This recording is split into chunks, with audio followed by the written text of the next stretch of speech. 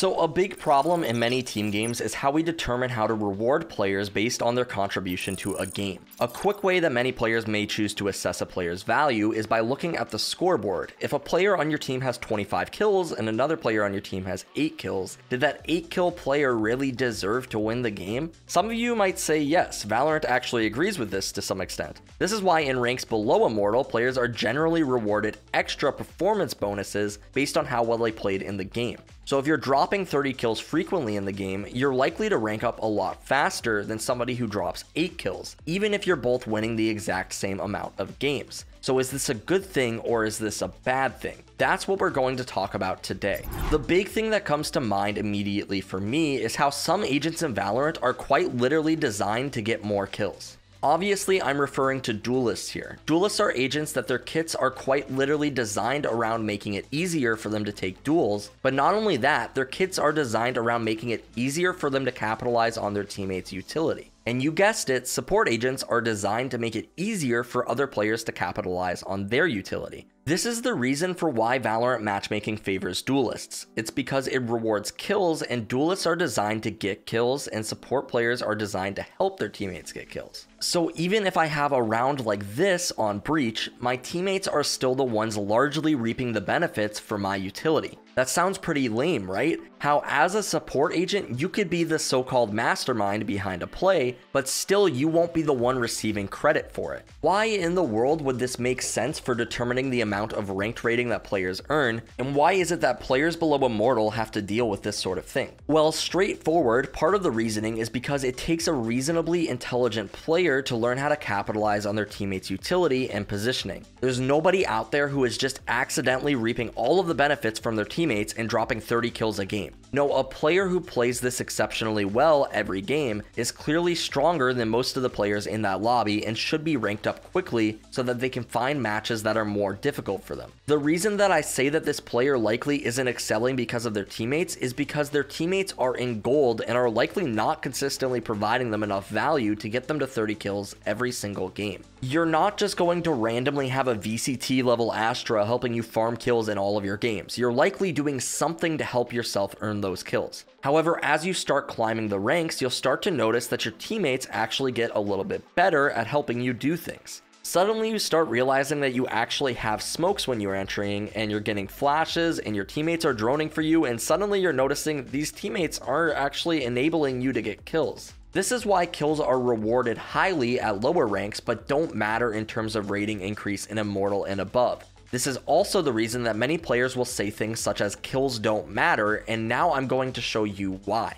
To do this, let's break down a few rounds from actual professional matches to give you an idea of what this looks like. Something to keep in mind with these clips is that I'm not trying to discredit any of the players who get these kills, but what I'm trying to do is provide you with perspective on how these things that your teammates are doing can make it easier for you to get kills. And the reason that this is an important takeaway is because actually none of this talk about rating actually matters once you get into Immortal. Because in Immortal, the rating you gain is strictly determined by your wins and losses and how much you win the game by. So why does it matter if Duelists get more kills if they don't actually get more rating from it? It matters because I want to educate you as SkillCapped viewers to understand why KDA doesn't actually matter all that much in your games. What matters is that you've built up the skills to lead both by example and with your words in game to bring your team to victory. And if you haven't made it to Immortal yet though, don't worry, we have a bunch of courses over on the website made to help you bring your game up to that level. We recently even just had well-known content creator Noted walk viewers through his aim training routine that he used to become one of the best players in the game.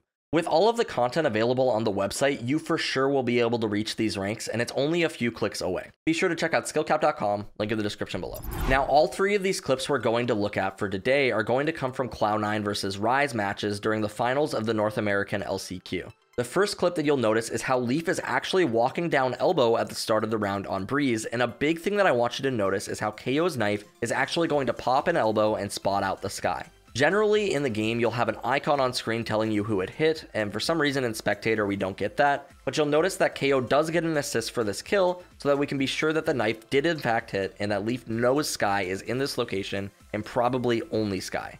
This is absolutely a factor in Leaf getting this kill, and maybe he gets it without this knife, and maybe without this knife she actually gets to flash around the corner and kills him. So refocusing on the earlier point that yes, Leaf got this kill, but also yes, this KO played a pretty helpful role in him getting it. And for that, he is actually rewarded with an assist. But if this were a matchmaking game and these aren't professional players, do you think at the end of this game, this Jett player is going to be like, man, my KO helped me get a lot of kills this game. Maybe it's okay that he's bottom fragging. No, of course not. She's going to be like, man, I'm top fragging, my team is terrible, GG, go next. This round actually continues though, keep following with me. Now Leaf is actually going to be doubling back towards Halls to help his Sova. And I don't know who called this rotation, but you'll notice how this Sova is actually going to be playing a role in baiting for Leaf now. He knows the enemy team spotted him Halls, and he's actually going to back up and fire a recon dart from bridge, making Shanks feel like it's safe to push up and potentially catch him.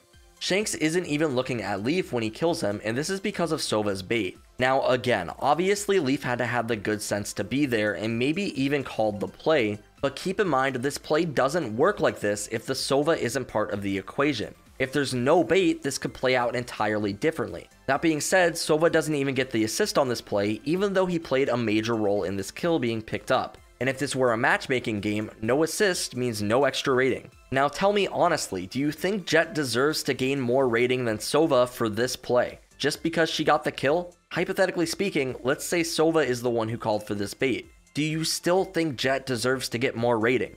Probably not. There's so many ways you can have an impact in your matches, and many of these things don't offer up assists, and they don't even have to be intentional. Take a look at this next round from earlier in the game, and this one is a bit more chaotic, but I want to showcase how all of these things are happening and how they impact each other. Key things to note right now are that Ryze is actually on an eco, so this round is not favorable, but they do have some ultimates available, namely Jett Knives and Killjoy ultimate, that are going to provide a massive amount of value. The first play you'll notice immediately is that Shanks is going to updraft over the enemy Viper wall and actually find an unexpected kill onto Vanity. But this is actually a catalyst to the next play that we are going to comment on, which is because Shanks killed Vanity, this Viper wall is actually going to fall and Superman is going to find a kill onto Leaf. This kill on Leaf does not happen if Shanks does not kill Vanity. Now, did Shanks specifically try to kill Viper so he could drop the Viper wall?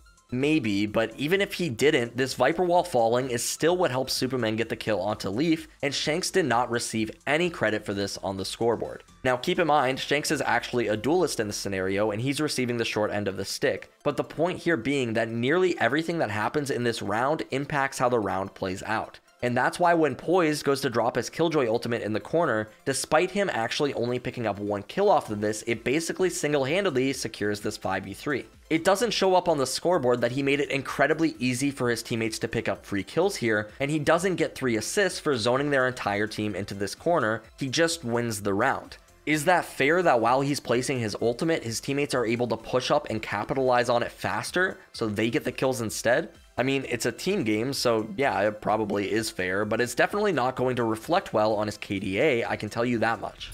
Finally, moving on to our last round though, just to showcase one last example of how teammates can play a massive role in getting kills without ever actually getting an assist for them, I want you to first notice this Cypher at the start of the clip. He's being pinched from both doors and the right side of sight, and these doors players easily could have picked up this kill here, but the Sky ends up picking up the kill through the smoke anyway. But there is a ton of pressure being applied from both sides, and this kill easily could have gone either way, so does it really matter who earned this kill? Not really, the Cypher's dead anyway. But then as you'll keep watching, I want you to pay attention to Zeppa currently outside of the Jett smoke, and Zeta who is currently gunning down everybody from bridge. Because Zeta is making so much noise and Zeppa is making pretty much no noise, you'll notice how Shanks is looking towards Zeta and not Zeppa when the smoke fades. Oh my god, that was a mouthful. Because of this, Zeppa is easily able to pick up this kill onto Shanks, and this is something the Sova is not going to be acknowledged for on the leaderboard. He played a role in this kill, potentially a big role, but he will not receive any credit for it. Next, you'll notice how Viper is actually able to take a peek outside of her ultimate on the right side after planting the spike, and this is potentially because her Sky made a ton of noise towards the left side of Pyramid, flashing through the smoke and even reloading, and it presented this idea that both players were over there. If Cloud9 doesn't have the location of Sky already, they probably are a lot more cautious to a swing from the right side of Pyramid, but because they think they know where both players are, Superman is able to take a quick peek and find a kill. Neptune will not be acknowledged for this kill.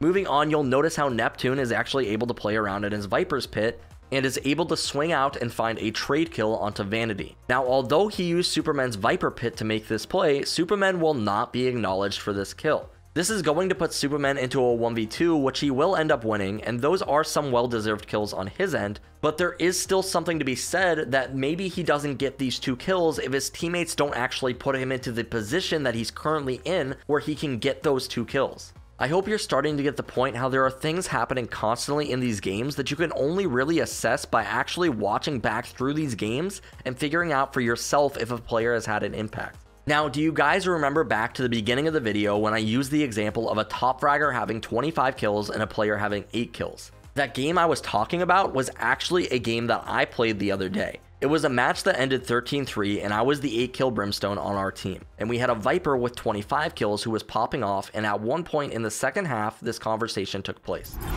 I guess I haven't done very much this game, so yeah, we did. Bro, you've been perfectly bro, impact frags, hello? You clutched like 3 rounds. You clutched like 4 rounds, bro, shut the fuck up. Did Brim just say I haven't done much? Now, I wasn't really just saying this to get praise or anything, it just feels crappy when you're at the bottom of a scoreboard. But if we go back into the game and we see where my kills actually came from, it's pretty easy to see that at the very least in these rounds, I had a massive impact. Now, if we went through the whole game, it's probably possible that we can make arguments that I played these rounds incorrectly, or maybe they didn't need to be as close as they were if I was playing more with my team. But the point here being, there were 16 rounds in these games, and I played a massive role in helping to secure us 4 of them. That is 1/4 of the rounds in the game that were won partly because of how I played, which is not to say I single-handedly won them, but it's to say that you would not guess that I won our team 4 rounds by looking at my KDA. Now, could I have done more in this game? Yeah, probably, but who's to say that because of what I was doing in this game, it enabled my teammates to play more aggressively and clean up more kills themselves? As we discussed earlier, there are so many variables in the game that make it near impossible to judge players' impact by just looking at the scoreboard. But I can say one thing for sure. If my Jet makes fun of my kills one more time when I'm spending half the game droning for her as Sova, I'm going to lose my mind.